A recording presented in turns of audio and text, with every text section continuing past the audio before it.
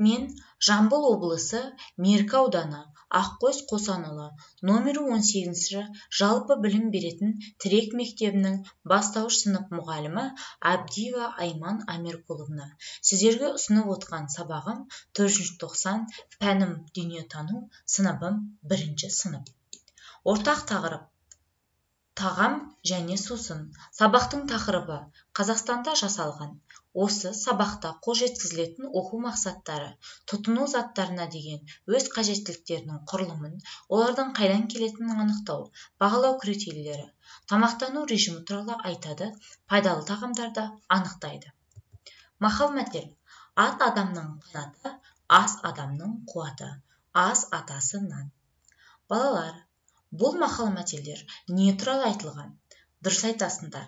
Ас, тағам және де нан туралы айтылған. Бүгінгі сабағымызды бастамас бұрын мына бір бейнероликке көңіл бөліп қараңдар. Дұрыс тамақтану. Біз өз денсаулығымызға пайдалы тағамдарды таңдап ішуіміз керек. Мысалы, сүт, айран, йогурт пен ірімшіктердің құрамында кальций көп. Ол біздің сүйектеріміздің беріктігін арттырады. Көкөністер, жаңғақтар және бұршақтардың құрамында адамның терісіне, көзіне, шашына қажетті дәрумендер бар. Құрамында пайдалы заты аз, керісінше тұзы, майы, қанты көп тағамдар құнарсыз тағамдар болып саналады. Құрамында қанты көп тағамдар мен түрлі тәтті сусындар адамның көңіл-күйіне және өзін-өзі сезінуіне әсер етеді. Мұндай тағамдарды ішкен кезде адамның күш-қуаты кенеттен артып, тіпті дұрыс тамақтану пирамидасын ойлап тапқан. Оның негізінде дене жаттығулар мен суды жеткілікті мөлшерде пайдалану жатыр. Келесі қабат тұтас дақылды азық-түліктер, жеміс-жидектер мен көкөністер, өсімдік майлары. Одан кейінгі сатыда балық, құс, жұмыртқа, жаңғақ орналасқан. Одан жоғары сүт өнімдері, ал ең басында сирек және аз мөлшерде қолданылатын май, тәттілер, ақ, нан, жармалар, газды сусын және шұжық бар. Малар, осы бейне ролик арқылы біз алдыңғы білімімізді есімізге түсіріп алдық. Яғни дұрыс тамақтану және де дұрыс тамақтану пирамидасы. Бізге дұрыс тамақтану үшін су, дәнді дақылдар, азық-түліктер, балық, құс еттері, сүт өнімдері және де аз мөлшерде тәтті өнімдері қажет екені есімізге түсіріп алдық. Бүгінгі біздің тақырыбымыз дұрыс тамақтану пайдалы тағамдармен тікелей байланысты. Ал енді балдар, тапсырма орындайық. Артығын тап ойыны арқылы. Бір санның тұсында тұрған суреттерге назар аударыңдар. Қоян, түлкі, аю, ет, қасқыр.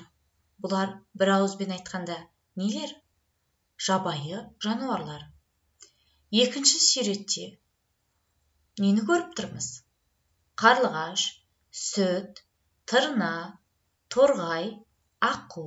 Бұлар бір ауызбен айтқанда нелер? Бұлар құстар. Үшінші сурет сиыр, қой, нан, жылқы және де түйе. Бұлар бір сөзбен айтқанмен төрт түлік. Яғни осы суреттердің ішінен артығын тауып көрейікші.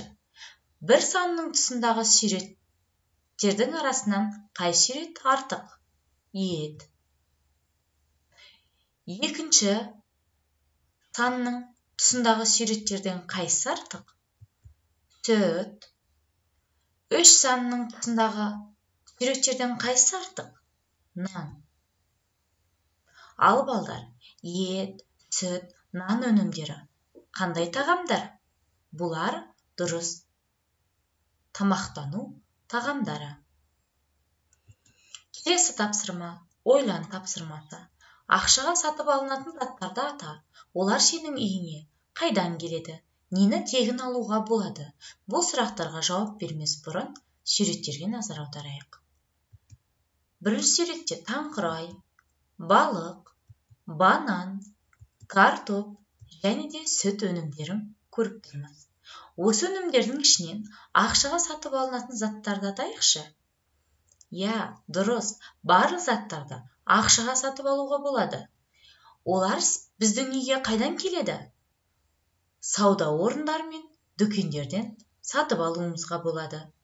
Ал осы суреттердің ішінен нені тегін ала аламыз? Дұрыс айтасыңдар. Картоп және сүт өнімдерін тегін ала аламыз.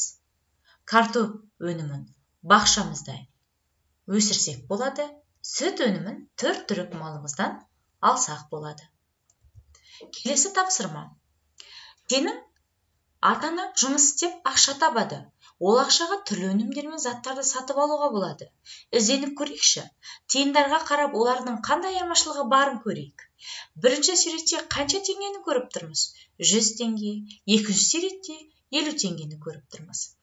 Ақша еңбекпен ғана келеді. Сондықтан да оны тек қажетті заттарға жұмсауымыз керекпіз.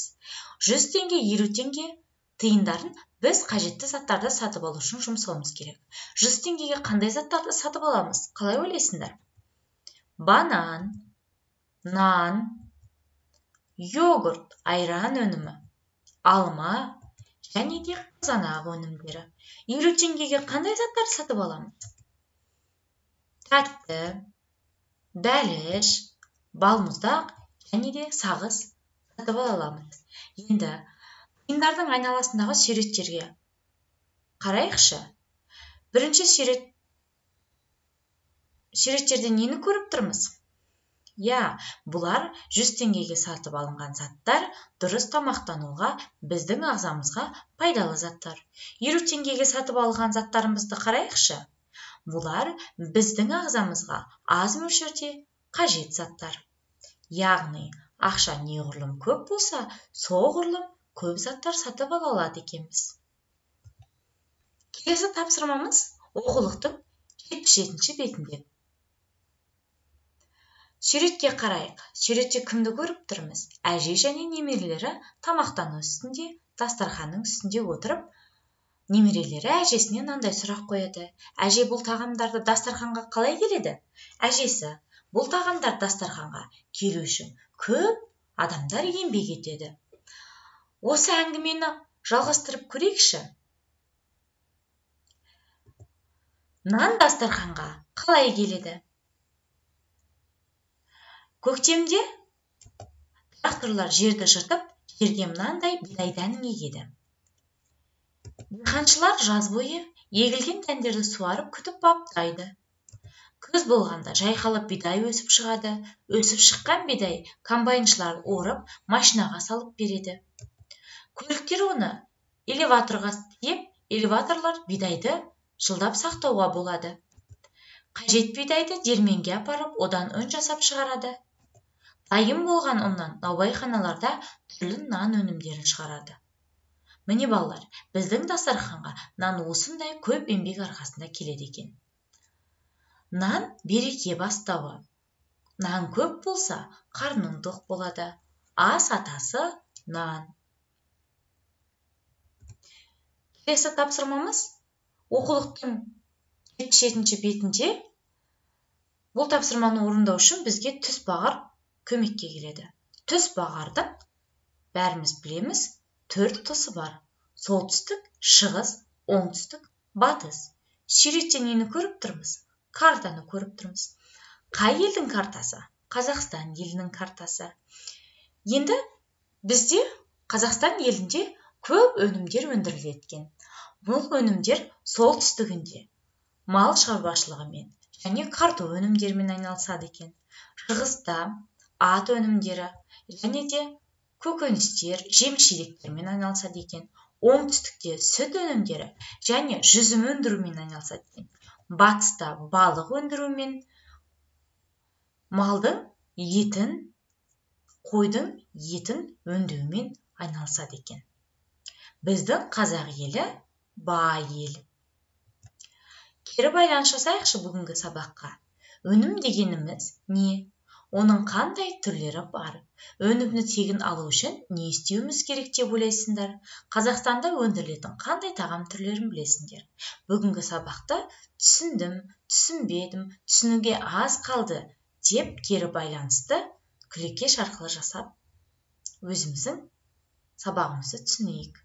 Назар қойып тыңдағандарыңызға рахмет.